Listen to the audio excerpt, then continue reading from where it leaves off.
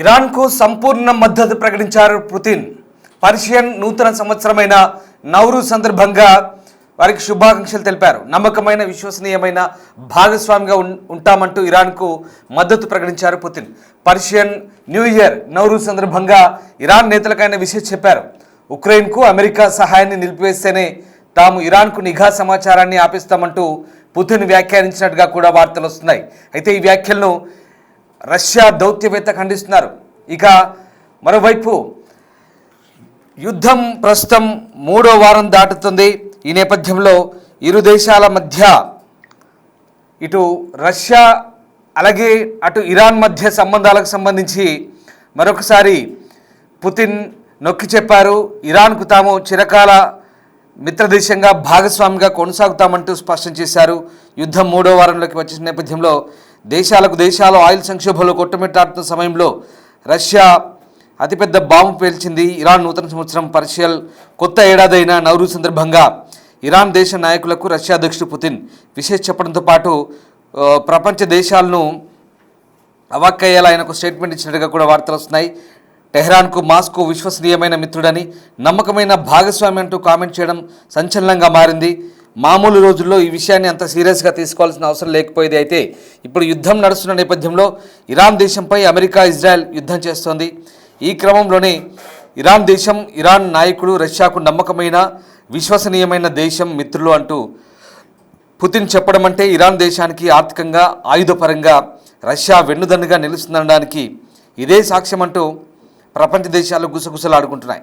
అయితే ఇరాన్కు రష్యా అండగా ఉంటుందని చెప్పడం ద్వారా అమెరికా, ఇజ్రాయెల్ దేశాలపై ఇరాన్ యుద్ధం ఎక్కువ రోజుల్లో కొనసాగే అవకాశం ఉందని స్పష్టమవుతున్నట్టుగా విశ్లేషకులు అంటున్నారు. ఇరాన్ దేశానికి ఆయుధపరంగా, టెక్నాలజీ పరంగా చైనా, రష్యా సపోర్ట్ చేస్తున్నాయనే వాదన కూడా చాలా రోజులుగా కొనసాగుతోంది.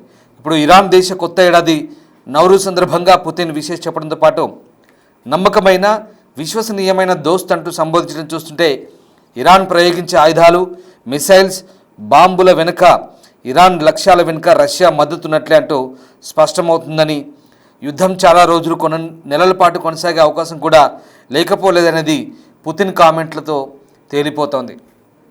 ఇక ఇప్పటివరకు ఇరాన్ వెనుక మాత్రమే ఉన్న రష్యా ఇక ఇరాన్ దేశానికి మద్దతుగా యుద్ధంలోకి దిగితే ఉక్రెయిన్తో చేతులు కలిపి ఇప్పటికే రష్యాతో యుద్ధం చేస్తోంది అమెరికా. ఇలాంటి టైంలో ఇరాన్పై యుద్ధానికి దిగిన అమెరికాకు పరోక్షంగా రష్యా మద్దతు ఇవ్వడం ద్వారా టిట్ ఫర్ టాట్ అంటున్నారు ఆర్థిక అంతర్జాతీయ నిపుణులు. ఈ నేపథ్యంలో రష్యా ఇచ్చినటువంటి స్టేట్మెంట్ కేవలం పండుగ సందర్భంగా, అంటే కొత్త సంవత్సరం సందర్భంగా విశేష చెప్పడానికే పరిమితమైనట్లయినా లేదా దీని వెనుక ఇంకేదైనా మతలబు ఉందా అనే కోణంలో ఆలోచించాల్సి వస్తుంది. ఎందుకంటే ఇప్పుడున్న సందర్భంలో సాధారణంగా ఇవి ఎప్పటి మాదిరిగానే చెప్పే విశేషగా భావించాల్సిన అవసరం లేదు. విశ్వసనీయమైన, నమ్మకమైన భాగస్వామిగా ఉంటామంటే ఖచ్చితంగా రష్యా బ్యాక్ ఎండ్ సపోర్ట్ చేస్తుందని వాదనలు వినిపిస్తున్నాయి. పర్షియన్ నూతన సంవత్సరం నౌరూజ్ సందర్భంగా రష్యా అధ్యక్షుడు వ్లాదిమిర్ పుతిన్ ఇచ్చినటువంటి స్టేట్మెంట్ ఇప్పుడు సంచలనంగా మారుతోంది. ఇది ఒక రకంగా ప్రపంచ దేశాలను ఆలోచింపజేస్తోంది. పుతిన్ కేవలం యాదృచ్ఛికంగానే, సందర్భానుసారంగా విశేష చెప్పడంతో పాటు వారికి ధైర్యాన్ని ఇచ్చే మాటలు మాట్లాడారా లేదా ఉద్దేశపూర్వకంగానే ఆ మాటలు మాట్లాడుతూ వారికి సహాయం చేస్తున్నారా, ఏం జరుగుతుందనేది ఆసక్తికరంగా మారుతుంది. ఇప్పటికీ రష్యా ఇరాన్కు సహాయం చేస్తుందంటూ అమెరికా ఆరోపిస్తున్న నేపథ్యంలో ఇక రష్యా చేసినటువంటి ఈ స్టేట్మెంట్ ఇప్పుడు ఆసక్తి రేపుతోంది. ప్రధానంగా రష్యా ఇరాన్కు రియల్ టైం ఇంటెలిజెన్స్ని అందించడం ద్వారా, అంటే GPS సిస్టమ్ని అందించడం ద్వారా అమెరికా అలాగే ఇతర ఇజ్రాయెల్ లాంటి దేశాల లక్ష్యాలను ఇరాన్ గట్టిగా ఢీకొట్టగలుగుతుందనే వాదనలు కూడా వినిపిస్తున్నాయి. దీనికి సంబంధించి ఇప్పటికే అమెరికా నిఘా సంస్థలు కూడా ఆరోపణ చేస్తున్నాయి. అయితే రష్యా ఈ విషయంపై ఎక్కడ ఎప్పుడు పెద్దగా మాట్లాడలేదు.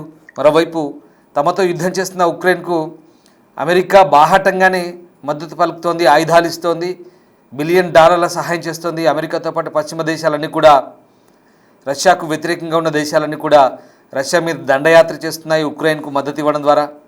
దీంతో ఇక్కడ ఇరాన్కు రష్యా సపోర్ట్ చేయడం పెద్ద విచిత్రమేమీ కాదంటూ అంతర్జాతీయ విశ్లేషకులు చెప్తున్నారు. పైగా ఈ విషయంలో రష్యా అమెరికాకు టిట్ ఫర్ టాట్ అన్నట్టుగా, అంటే కుక్క కాటుకు చెప్పదెబ్బ మాదిరిగా రష్యా వ్యవహరిస్తున్నట్టుగానే అర్థం చేసుకోవాలన్నట్టుగా విశ్లేషకుల వాదన కనిపిస్తుంది. అయితే అమెరికా, ఇరాన్, ఇజ్రాయెల్ యుద్ధంలో రష్యా ఎవరి వైపు? ఇరాన్ వైపేనని ఎవరైనా సింపుల్గా సమాధానం చెప్తారు. కానీ తమ చిరకాల బంధాన్ని కాదని అమెరికాకు మద్దతు ఇచ్చేందుకు రష్యా వచ్చినట్లు వాషింగ్టన్ పోస్ట్ అనే ఒక పత్రిక రిపోర్టు వెల్లడించడం సంచలనంగా మారింది. ఇరాన్పై యుద్ధంలో అమెరికాకు సహాయం చేస్తామని, కానీ తమ షరతును అంగీకరిస్తేనే అది చేస్తామంటూ రష్యా అధ్యక్షుడు పుతిన్ చెప్పినట్లు రిపోర్టులో పేర్కొంది. అయితే ఈ రిపోర్టు ఫేక్ అంటూ రష్యా కొట్టిపారేస్తోంది. ఇంతకీ వాషింగ్టన్ పోస్ట్ ఏం చెప్పింది? వాషింగ్టన్ పోస్ట్ ప్రధాన సారాంశం ఏంటంటే, ఒకవేళ ఇరాన్కు రష్యా మద్దతు ఆపాలనుకుంటే అక్కడ ఉక్రెయిన్కు అమెరికా మద్దతు ఆపాలి. దీంతో మ్యూచువల్ అండర్స్టాండింగ్తో ఈ అంశంలో ముందుకెళ్దామనేది వాషింగ్టన్ పోస్ట్ కథనం. కానీ ఇది ఎంతవరకు నిజం? దీనికి సంబంధించి రష్యన్ అధికారులు ఏమంటున్నారు ఇప్పుడు తెలుసుకునే ప్రయత్నం చేద్దాం. యుఎస్ మీడియా పొలిటికోలో రిపోర్టు గురించి ఉన్నటువంటి ఒక రిపోర్ట్, ఒక కథనం ఏంటంటే, రష్యా దౌత్యవేత్త పుతిన్ సహచరుడు కిరిల్ దిమిత్రియేవ్ అమెరికాకు ఒక ప్రతిపాదన పెట్టారని, అమెరికా ఉక్రెయిన్తో సాంకేతిక సంబంధాలను తెంచుకుంటే ఇరాన్కు ఇంటెలిజెన్స్ సహకారం అందించడం ఆపేస్తామంటూ యుఎస్ దౌత్యవేత్తలు స్టీవ్ విట్కాఫ్, జార్డ్ కుష్నర్తో జరిగిన సమావేశంలో ఆఫర్ చేసినట్లుగా నివేదికలో ఉంది. 2022 ఫిబ్రవరి నుంచి జరుగుతున్నటువంటి రష్యా ఉక్రెయిన్ యుద్ధంలో అమెరికా ఉక్రెయిన్కు సహకారాన్ని అందిస్తున్న విషయం తెలిసిందే. అయితే ఇదంతా తప్పుడు సమాచారమని కావాలని దుష్ప్రచారం చేసినట్లుగా రష్యా దౌత్యవేత్త కిరిల్ దిమిత్రియేవ్ ప్రకటించారు. ఇదంతా ఫేక్ అంటూ ఒక్క మాటలో తేల్చేశారు రష్యా దౌత్యవేత్త. అంతకుముందే ఇరాన్తో తమకున్న అనుబంధాన్ని వెల్లడిస్తూ రష్యా అధ్యక్షుడు కూడా సందేశం ఇచ్చారు. ఇరాన్ నూతన సంవత్సరం, పర్షియల్ కొత్త ఏడాది అయినటువంటి నౌరూజ్ సందర్భంగా ఇరాన్ దేశ నాయకులకు రష్యా అధ్యక్షుడు పుతిన్ విషెస్ చెప్పారు. విషెస్తో పాటు పుతిన్ ఇచ్చిన సందేశం ఏంటంటే, ఒక రకంగా ప్రపంచ దేశాలను అవాక్కయ్యేలా చేసింది. తెహరాన్కు మాస్కో విశ్వసనీయమైన మిత్రుడని, నమ్మకమైన భాగస్వామి అంటూ కామెంట్ చేయడం సంచలనంగా మారింది. మామూలు రోజుల్లో ఈ విషయాన్ని అంత సీరియస్గా తీసుకోవాల్సిన అవసరం లేకపోయినప్పటికీ ఇప్పుడు యుద్ధం నడుస్తుంది కాబట్టి, ఇరాన్ దేశంపై అమెరికా, ఇజ్రాయెల్ యుద్ధం చేస్తుంది కాబట్టి రష్యా ఈ స్టేట్మెంట్ ఇవ్వడం ద్వారా ఇదొక ఆసక్తికర పరిణామం. ఈ క్రమంలోనే ఇరాన్ నాయకుడు రష్యాకు నమ్మకమైన, విశ్వసనీయమైన దేశమని, మిత్రులంటూ పుతిన్ చెప్పడం అంటే ఇరాన్ దేశానికి ఆర్థికంగా, ఆయుధపరంగా రష్యా వెన్నుదన్నుగా నిలుస్తుందని అనడానికి ఇదే సాక్ష్యం అంటూ ప్రపంచ దేశాలైతే ప్రస్తుతం గుసగుసలాడుకుంటున్న పరిస్థితి కనబడుతుంది.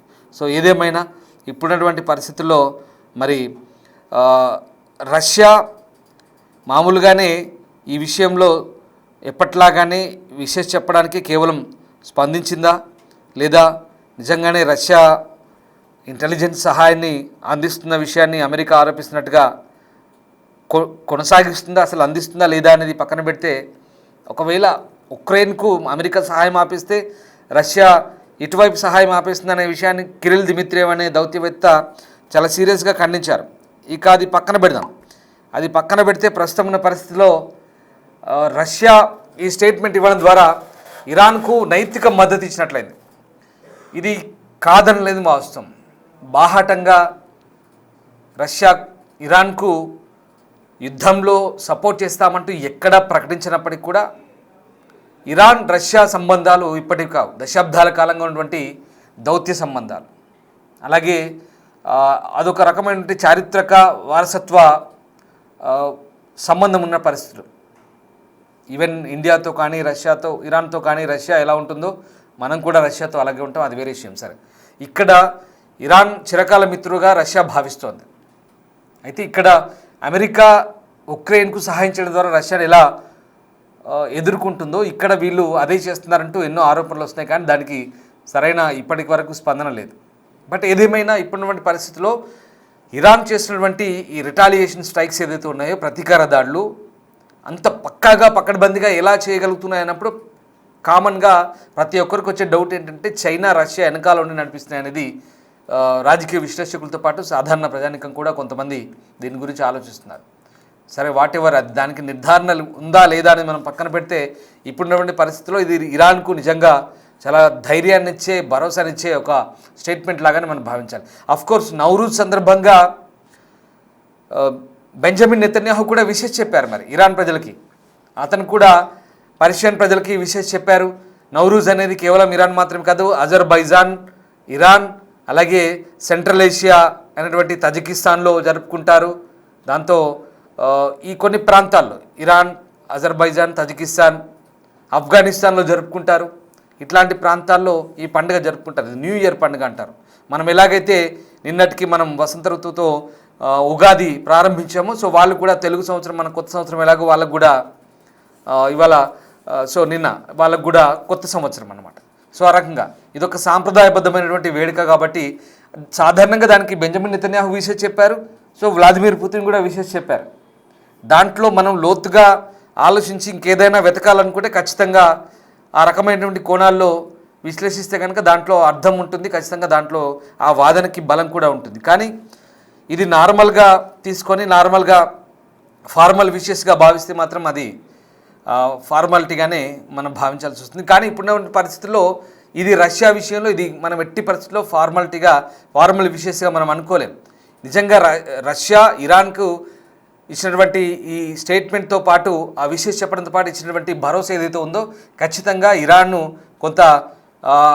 ఇరాన్లో కొంత ధైర్యం గూడు కట్టుకునే అంశంగానే మనం భావించాల్సి వస్తుంది. విశ్లేషకులంతా కూడా అది చెప్తున్నారు. సో ఇదంతా పక్కన పెడితే మరి దీని ద్వారా, ఈ స్టేట్మెంట్ ద్వారా ఇరాన్ ఇంకింత మద్దతు కూడగట్టుకొని ఇంకా అంటే ఓపెన్గా ఫైనల్గా చెప్పేది ఏంటంటే యుద్ధం ఇప్పట్లో ఆగేలా లేదు, రష్యా సహకరిస్తుంది అనేది ఇండైరెక్ట్గా ఇక్కడ మనకు అర్థమవుతుందంటూ విశ్లేషకులు చెప్తున్నారు. చూడాలి మరి ఈ వార్ ఇంకెన్ని రోజులు కొనసాగుతోంది, మిడిల్ ఈస్ట్ అంతా కూడా అట్టుడుకుతున్న నేపథ్యంలో వైపు రకరకాల స్టేట్మెంట్లు వస్తున్నాయి. అదే కనుక నిజమైతే యుద్ధం మరికొద్ది రోజులు జరిగేలా కనిపిస్తుంది అనడం ఖచ్చితంగా దాంట్లో అతిశయోక్తి లేదు. సో వాటెవర్, ఇరాన్ మాత్రం గట్టిగానే పోరాడుతుంది, ప్రతీకార దాడులు చేస్తుంది. వాళ్ళ దగ్గర ఉన్నటువంటి మిసైల్ అన్నీ కూడా చాలా అగ్రెసివ్గా తెగించి మరీ పోరాడుతున్న పరిస్థితి మనకు కనబడుతుంది. ఎక్కడికక్కడ అమెరికా, ఇజ్రాయెల్ వాటిని ఇంటర్సెప్ట్ చేస్తూ వాళ్ళని ఎక్కడికక్కడ విధ్వంసం చేస్తున్న పరిస్థితి కనబడుతుంది. ఇది ఎక్కడి దాకా వెళ్తుంది, ఎవరు పైచేసి సాధిస్తారనేది ముందు తేలే అవకాశం ఉంది. కాబట్టి మనం ఇప్పుడే యుద్ధానికి సంబంధించి పూర్తి స్థాయి ఒక ప్రెడిక్షన్ కానీ, రష్యా ఏదో స్టేట్మెంట్ ఇచ్చిందనో లేదా అటువైపు అమెరికా ఏదో అంటుందనో ఖచ్చితమైన క్లారిటీ ఇవ్వలేం. అది ఎప్పుడు ఎటువైపు తీసుకుంటుందో, యుద్ధం ఒకసారి ప్రారంభమైన తర్వాత ఎప్పుడు ముగింపు ఉంటుందన్నది ఎవరు చెప్పలేని పరిస్థితి. సో జియో పొలిటికల్ ఇష్యూస్ అన్నీ కూడా ఆయా దేశాల మధ్య ఉన్నటువంటి సంబంధాలు, అలాగే ఆయా దేశాలు తీసుకున్న నిర్ణయాలపై ఖచ్చితంగా ఆధారపడుతుంది. ఆ నిర్ణయాలు ఎప్పటికప్పుడు ఒకేలా ఉండవు, మారొచ్చు, లేదా పరిస్థితులకు అనుగుణంగా వాళ్ళు మార్పు చేసుకోవచ్చు. Let's wait and see.